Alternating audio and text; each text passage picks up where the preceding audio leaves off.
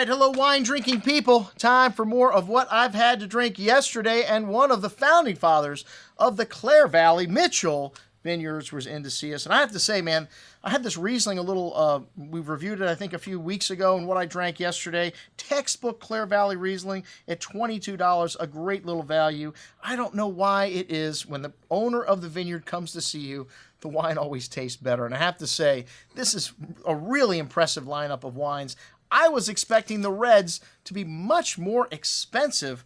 Oh, wait, let me get through the whites first. The Riesling Clare Valley, textbook Clare Valley Riesling, like I said, these are from 50-year-old dry farm vines. On the nose, this wine's got a little bit of that slate kind of crushed rock minerality note as it's got a few years of age. Usually that comes out with age.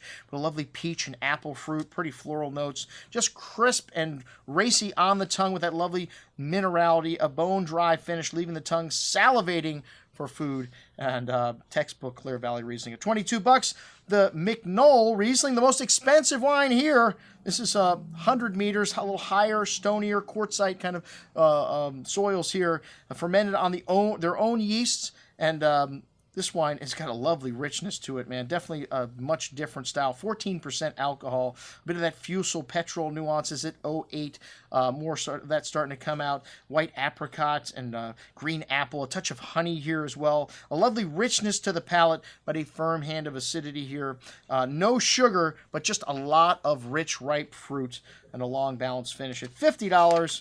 A great example of what they can do with Riesling in the Clare Valley. The Semillon up next, which Semillon, I mean, you see a lot of Semillon in the Barossa also, and one of the things they make very good usually, but not excellent, as this one is excellent and fully barrel fermented here from very low yielding vines planted in the 1960s, never been irrigated, and the hand picking equates to about $1 a bottle in this region. They just don't have the migrant workers here like they do in other parts of the world. So very expensive to hand pick, but they do for this wine and all of their wines. This wine's got a lovely bouquet of orange blossom and a ripe apple, a little beeswax, a note of earthy minerality coming out as this wine opens up also, almost like a mustard quality.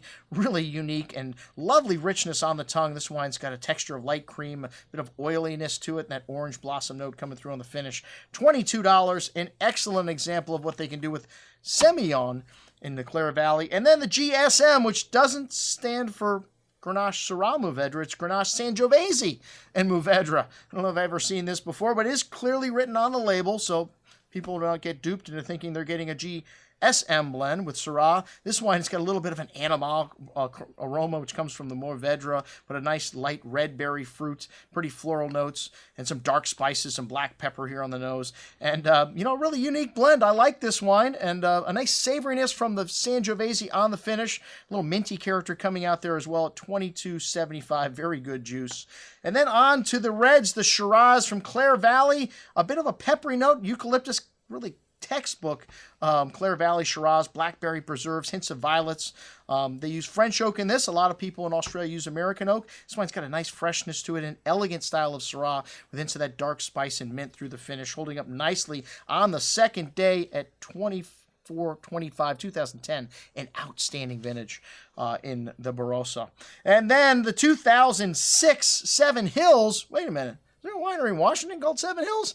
Well, these guys have been around a little longer. The town was founded in 1836, and there's also a Seven Hills winery here. I don't know if Seven Hills would have a problem with that. But anyways, this wine, 2006 vintage, still has a good amount of fruit to the nose. Black licorice spice, cigar box notes, fine herbs, blackberries, and wow, this is a big wine, man, but still balanced. And 2006, still showing fairly young. It's got some tannins here, but enough fruit to match a long finish, echoing that nuance from the nose.